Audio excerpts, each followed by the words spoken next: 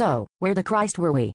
You were trying to convince me that the original James Paul McCartney either died in late 1966 and was replaced permanently, or he was temporarily replaced, or that he underwent some completely impractical death and rebirth ritual in order to become Aleister Crowley, better known as the Beast 666. Well, at the very least, somebody died in Tara Brown's sports car on December 18, 1966. It was either Tara Brown, Brian Jones, or James Paul McCartney. Right. But surely those three people don't look anything alike. One would think so, but one would be wrong. According to certain photographs, Tara and Brian Jones actually looked remarkably similar. And strangely enough, in other photos of Tara, he looks quite a lot like Paul, or Fall, as we've come to call the replacement. You know, Fall, with an F, like a fake Paul. But how can one man look like a shaggy-haired blonde, and also like a brown-haired beetle? That's a very good question. Unfortunately, I don't have a very good answer. Perhaps Tara was able to use his power and money as the heir to the Guinness family fortune to plant fake photographs in the newspapers. Or, it's possible that the Beatles or Rolling Stones' fortunes were utilized in a similar way. It's also possible that the Tavistock Institute or the British Secret Service was behind the whole thing, in order to keep their culture-influencing cash cow from grinding to a halt. Wait, what the hell is the Tavistock Institute? The Tavistock Institute is a shadowy British organization that some people believe is behind every social, political, and cultural movement for the past 50 years. This reminds me of the scene in A Hard Day's Night, where George stumbles into a room with a man who attempts to gauge his response to a new fashion trend that he plans to foist upon the public via a young female television star. Exactly. And when George shows himself to be an independent thinker who won't be swayed, the man says, "You can be replaced, chickie baby." Now you're thinking. I believe that this man represents the hidden hand of Tavistock, controlling popular culture, and perhaps even the Beatles. Sweet fancy Moses. Are you saying that somebody knew, all the way back in 1964, that the original James Paul McCartney was going to be replaced, and that they were dropping in A Hard Day's Night? Maybe.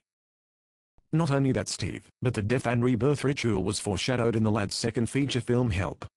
There are several scenes in Help that would later be echoed in Kenneth Anger's Lucifer Rising, and all of these scenes have to do with ritual sacrifice. Yes, you mentioned this before, but who in the sweet Christing fuck is Kenneth Anger? Well, for a start, he went to dancing school with Judy Garland and Shirley Temple.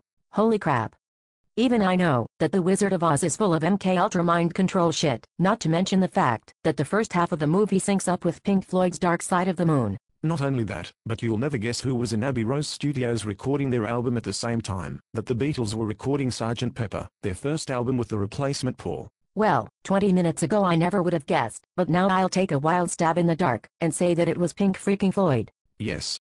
And this also happens to be the time period where a certain Mr. Sid Barrett lost his fucking shit and decided that it would be a great idea to live the rest of his life in his parents' goddamn basement. But let's get back to Kenneth Anger for a minute. Like I said, he attended dancing school with Judy Garland and Shirley Temple. The Beatles wanted to include Judy on the cover of Sgt. Pepper, but they couldn't get legal clearance for it.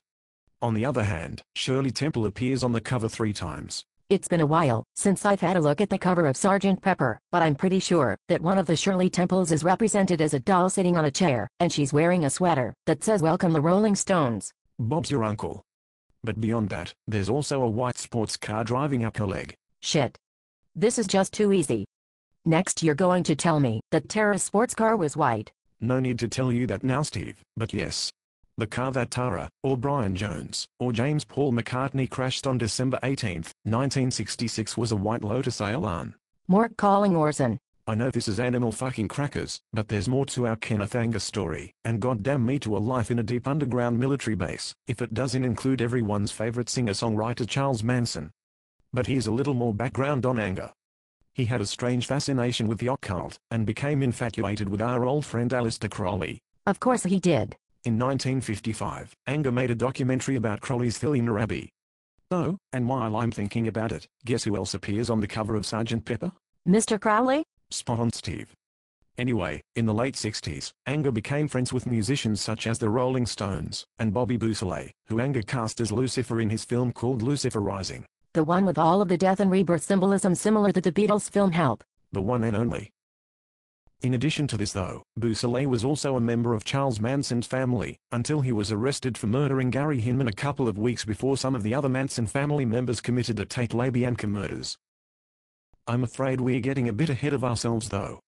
For now, it's just important that you understand the connections between the Beatles, Tara Brown, the Rolling Stones, Kenneth Anger, Bobby Bousselet, Charles Manson, and Sharon Tate. Fine. I don't think I'm drunk enough to take this any further at the moment anyway. You can certainly say that shit again.